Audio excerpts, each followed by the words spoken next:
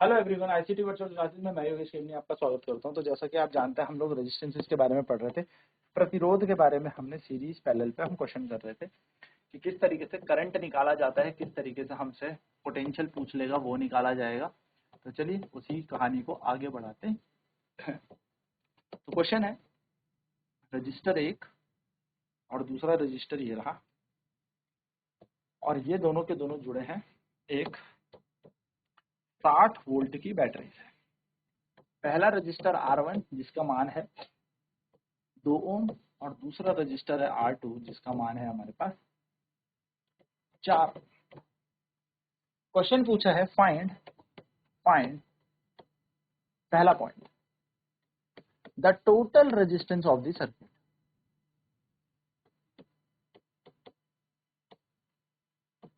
Find the total resistance of the circuit.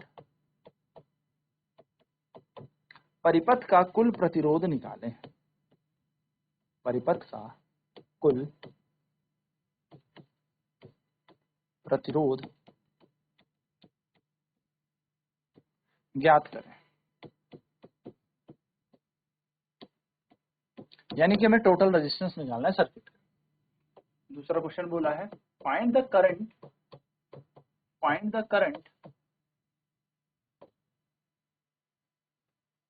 Through the circuit. आपको परिपथ में धारा निकालनी है, ठीक है, थ्रू द सर्किट, यानी कि परिपथ की धारा निकालें। परिपथ में धारा ज्ञात करें। तो परिपथ की धारा आपको यहां पर निकालनी। तीसरा क्वेश्चन पूछा find the current across each resistor. Find the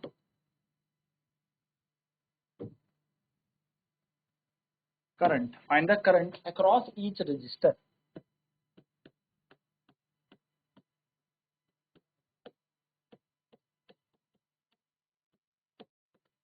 यानी कि प्रत्येक प्रतिरोध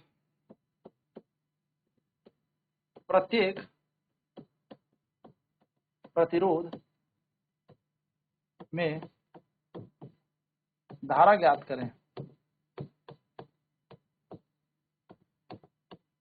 प्रत्येक प्रतिरोध में धारा ज्ञात करें, ठीक है। तो 3 हमारे पास यहाँ पर ये क्वेश्चन पूछ। चलिए सॉल्यूशन करते हैं। तो हमें पता है, हमें यहाँ पर एक प्रतिरोध दे रखा है, हमें यहाँ पर दूसरा प्रतिरोध दे रखा है, और ये दोनों के दोनों हमारे साथ एक बैटरी पे जुड़े हैं 60 वोल्ट की। एक का मान है 2 ओम, एक का मान है 4। ये हमें दे। तो सबसे पहला क्वेश्चन, इसको मान लिया हमने R1, इसको मान लिया हमने R2। तो लिखेंगे हम R1 is equals to 2 ohm and R2 equals to 4। According to diagram,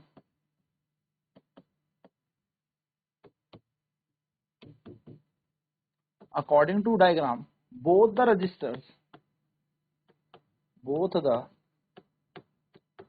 resistors are connected in parallel। दोनों के दोनों रजिस्टर कैसे लगे हैं? पैरेलल लगे हैं, यानी कि समांतर क्रम में लगे हैं, है ना। तो दोनों प्रतिरोध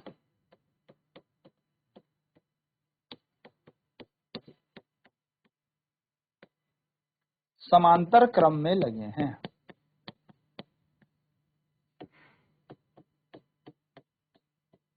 तो अगर ये दोनों के दोनों समांतर क्रम में लगे हैं तो इन दोनों का कुल प्रतिरोध मानते हैं। तो let R equal to net resistance.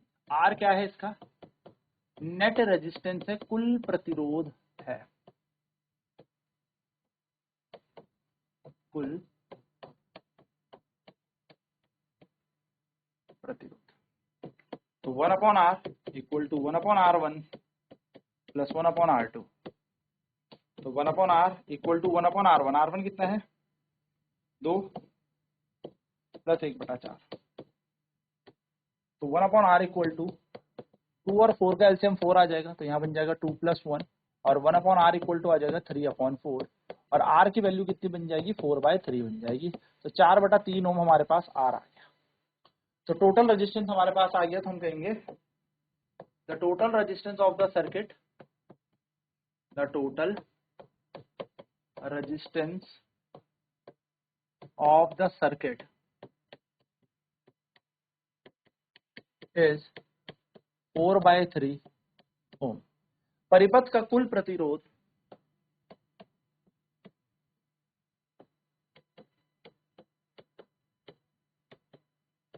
परिपथ का कुल प्रतिरोध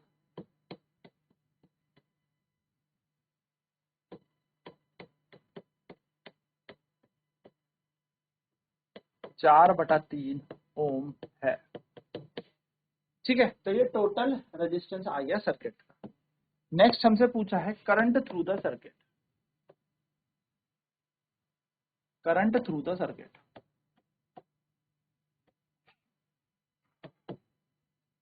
कि सर्किट में कितना धारा प्रवाह कर रही है, परिपथ में धारा प्रवाह कितनी कर रही है। तो परिपथ में धारा, तो हमसे पूछा है परिपथ में कितनी धारा प्रवाह कर रही है। तो मान लिया आई धारा प्रवाह कर रही है, I is the current flowing in the circuit. तो वोल्टेज हमें दे रखा है 60 वोल्ट, रेजिस्टेंस अभी हमने यहाँ निकाला पूरे सर्किट का 4/3 ओम, करंट हमसे यहाँ पर पूछा है। तो अकॉर्डिंग टू ओम्स लॉ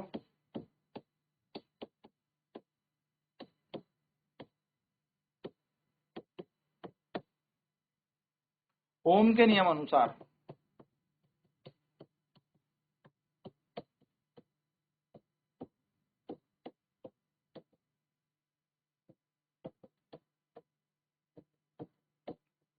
ओम के नियम अनुसार देखें तो हम जानते हैं V बराबर IR, ये दे रखा है 60, I निकालना है और R की वैल्यू है 4/3। मैथ्स कहती है I की वैल्यू निकालनी, तो बन जाएगा 60 × 3 पूरे डिवाइड में 4, 4 एकम 4, यहाँ पे आएगा 15 और I का मान आ जाएगा 45 एम्पियर। तो 45 एम्पियर यहाँ पर करंट फ्लो कर रहा है इस सर्किट के अंदर। तो हम कहेंगे the current of 45 ampere flowing in the circuit.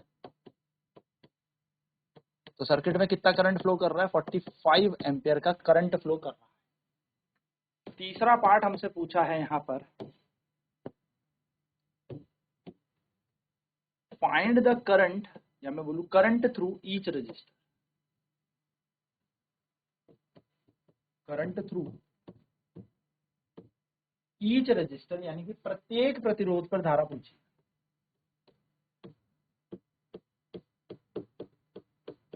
Current through each resistor यानी कि प्रत्येक प्रतिरोध में धारा। तो मैंने यहां पर लगा दिया, सर्किट दोबारा बना देता हूं।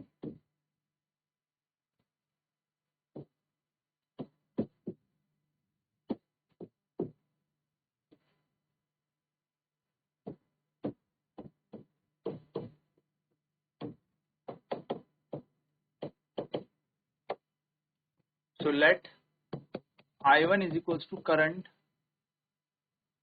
in रजिस्टर R1, यानी कि प्रतिरोध R1 पर धारा कितनी है, I1। तो हम जानते हैं ये पैरेलल जुड़े हैं, तो ये बन जाएगा V1 V equal to I1 R1। तो V है 60, I1 निकालना है और R1 की वैल्यू है 2।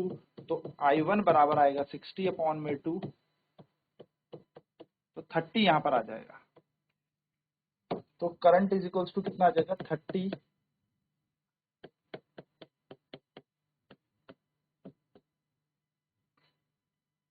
एम्पियर। तो हम बोलेंगे the current in the register R1 is 30 ampere. ठीक है, तो प्रतिरोध R1 पे 30 एम्पियर की धारा है। प्रतिरोध R1 पर 30 एम्पियर की धारा। ठीक, वहीं पर बात करें लेट I2 माना मैंने करंट इन रजिस्टर R2। तो R2 रजिस्टर पर कितनी धारा है, I2, ठीक है। तो I2 है R2 प्रतिरोध पर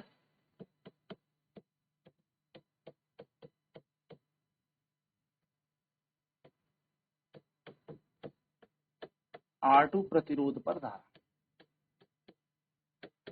कितनी है, I2। तो V बराबर क्या बन जाएगा, I2 R2, V है 60, I2 का निकालना है मान और R की वैल्यू है 4। तो I2 बराबर कितना आ जाएगा, 60/4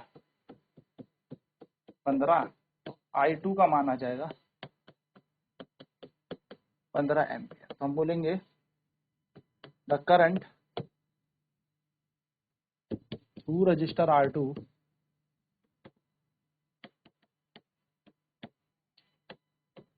इज 15 एम्पियर, यानी कि R2 प्रतिरोध पर 15 एम्पियर की धारा प्रवाह करती है। इस तरीके से आपको ये क्वेश्चन सॉल्व करना है। सारे पार्ट निकाल लिए, कुछ नहीं छोड़ा, दैट्स इट। तो ऐसे ही आपको हर एक पार्ट सॉल्व करना है जब आपको ऐसे क्वेश्चन दिया हो। तो क्वेश्चन हमें यहाँ पर क्या दे रखा है, क्वेश्चन हमें दे रखा है कि 2 एम्पियर 2 ओम और 4 ओम के दो प्रतिरोध इस तरीके से जुड़े हैं। आपसे कुल परिपथ पूछा था, परिपथ में कुल प्रतिरोध पूछा था, यानी कि total resistance of the circuit. So as R1 and R2 are connected in parallel, तो R हमने इसका नेट रेजिस्टेंस मान के निकाल लिया। Find the current through the circuit, परिपथ में धारा निकालो, और find the current across each resistor, प्रत्येक प्रतिरोध पर हमें क्या निकालनी थी, धारा, ऊपर भी नीचे भी। तो हमने देखा R1 2 ओम है, R2 4 ओम है। डायग्राम के अकॉर्डिंग हम देखें तो दोनों के दोनों प्रतिरोध समांतर क्रम में जुड़े हैं, और यदि ये समांतर क्रम में जुड़े हैं तो R हमारा नेट रेजिस्टेंस आ गया, कुल प्रतिरोध। सो 1/R equal to 1/R1 plus 1/R2, तो 1/R equal to 1/2 plus 1/4। So 1/R is equal to 2 plus 1 3, 3/4, R का मान आ जाएगा 4/3 ओम, यानी कि रेजिस्टेंस बन गया 4/3 ओम। ये हमारा कुल प्रतिरोध आ गया इस परिपथ का।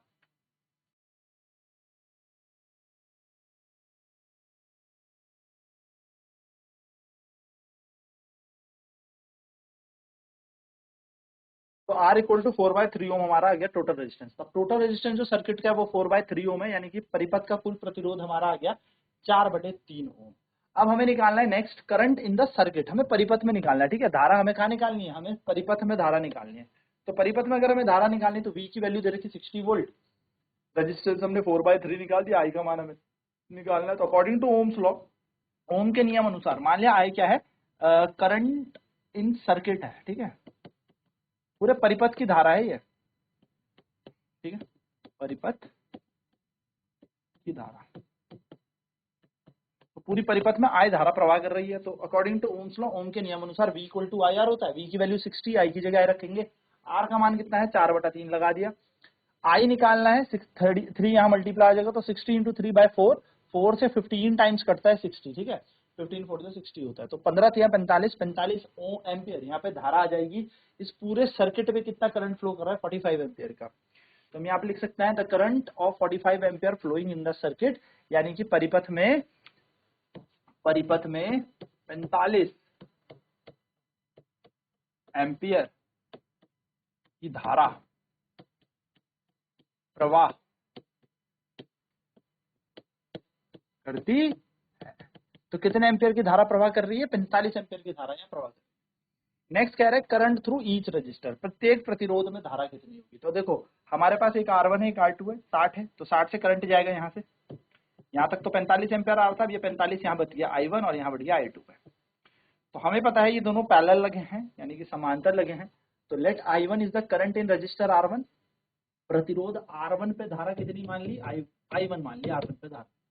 तो V बराबर I1 R1, V का मान है 60, I1 की जगह I1, R1 की जगह रख दिया 2, तो I का मान निकालना है, तो ये 2 नीचे चले जाएगा, 60/2 बोले 30, तो I1 आएगा हमारे पास 30 एम्पियर। सो हम कहेंगे the current in the register R1 is 30 ampere, प्रतिरोध R1 पर 30 एम्पियर की धारा है, यानी कि कितना एम्पियर की धारा प्रवाह कर रही है, R1 पर 30 एम्पियर की धारा प्रवाह कर रही है। 30 एम्पियर की यहाँ पर क्या है, करंट फ्लो कर रहा है 30 एम्पियर का, ठीक है। किस पे, रजिस्टर R1 पे। यहाँ पर कितना गया, तो 45 आया, ऊपर चला गया 30, ऊपर जब 30 गया तो नीचे में बचा हुआ 15 नीचे ही गया होगा, तो चार उसे निकाल लेते हैं। तो I2 हमने माना करंट इन रजिस्टर R2, यानी कि R2 माना प्रतिरोध I2 प्रतिरोध R2 पर धारा है, तो V बराबर I2 R2, V की जगह 60, I2 की जगह I2, R का मान है 4, R2 का मान है 4, 4 से इसको कैंसिल करेंगे तो 15 आ जाएगा, I2 का मान 15 आ गया। तो current through register R2 is 15 ampere, यानी कि R2 प्रतिरोध पर 15 एम्पियर की धारा प्रवाह कर रही है। तो हमने यहाँ पर इस पूरे क्वेश्चन को सॉल्व कर दिया। फटाक से इस क्वेश्चन को भी अब सॉल्व कर लेते हैं। एक है हमारे पास रजिस्टर, दूसरा रजिस्टर हमारे पास है लाइक दिस, और तीसरा एक और रजिस्टर लगे। ये 3 रजिस्टर पैरेलल लगे। कितने वोल्ट की बैटरी से? तो ये है 2 ओम, ये था 4 ओम, और ये हो जाएगा 8 ओम। इस तरीके से लगे हैं, ठीक है। और बैटरी फिर हम ले लेते हैं 120 वोल्ट की। हमसे पूछा है total resistance of circuit, total resistance of circuit. फटाफट हम टोटल रेजिस्टेंस ऑफ सर्किट निकाल लेते हैं, यानी कि परिपथ में कुल प्रतिरोध पूछ लिया। परिपथ का कुल प्रतिरोध, तो परिपथ का कुल प्रतिरोध होगा V बराबर R मान लेते हैं, तो ये सीधी पैरेलल लगे तो 1/R1 plus 1/R2 plus 1/R3, 1/R, R1 है 1/2 प्लस 1/4 प्लस 1/8, 1/R, 8 4 8 2 का 8 4 2 और 1, 1/R इक्वल टू 4 और 2 6 7/8। तो हमारे पास R का मान कितना आ गया? R का मान आ गया 8/7 ओम, और ये हमारा टोटल रेजिस्टेंस है सर्किट का, ठीक, कुल प्रतिरोध आ गया। सेकंड, अगर हमसे इसमें क्वेश्चन पूछ ले, find the current in the circuit, find the current in the circuit. परिपथ में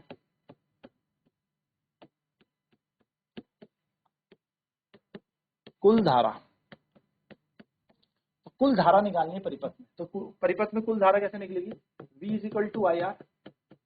V का मान कितना है? 120, I हमें निकालना है, और R का मान अभी हमने निकाला 8/7। तो I निकालने के लिए हमें क्या 120 गुणा 7/8 कर देंगे। चलो सॉल्व करते हैं। 4 दूनी 8, 4 3 12, 0 का 0, 105 एम्पियर। बेसिकली हमने वैल्यू छोटी ले रखी है, तो इस चक्कर से 105 एम्पियर। थर्ड पूछ लेगा हमसे find the current through each resistor.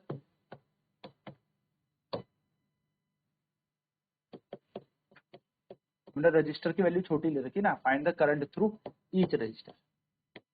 और वैसे भी पैरेलल लगाया, तो पैरेलल में तो रेजिस्टेंस सबसे कम होगा, तो यहाँ पर हमारे पास धारा सबसे ज्यादा होगी। तो find the current through each resistor, प्रत्येक प्रतिरोध में धारा ज्ञात करें। प्रत्येक प्रतिरोध में धारा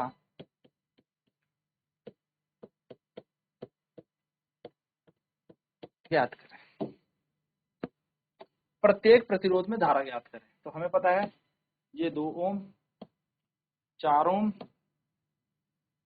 8 ओम, कितनी वोल्ट की बैटरी से लगे हैं? 120, 2 ओम, 4 ओम, 8 ओम। अब यही 120 यहाँ धारा I1 देगा, यहाँ I2 देगा, और यहाँ I3 देगा। तो अगर हम निकालें तो V equal to I1 R1, V equal to I2 R2, और V equal to I3 R3। इस तरीके से हम क्या निकाल लेंगे? अलग प्रतिरोध पे धारा निकाल लेंगे। तो V का मान कितना है? 120, I1 निकालना है, R1 कितना है? 2। तो I1 का मान आ जाएगा 120/2, यानी कि 60 एम्पियर। I1 आ गया हमारा 60 एम्पियर, ठीक है। सिमिलरली यहाँ पर 120 बराबर I2, R2 कितना है? 4, तो 4 से कटेगा 30, तो I2 का मान आ जाएगा 30 एम्पियर।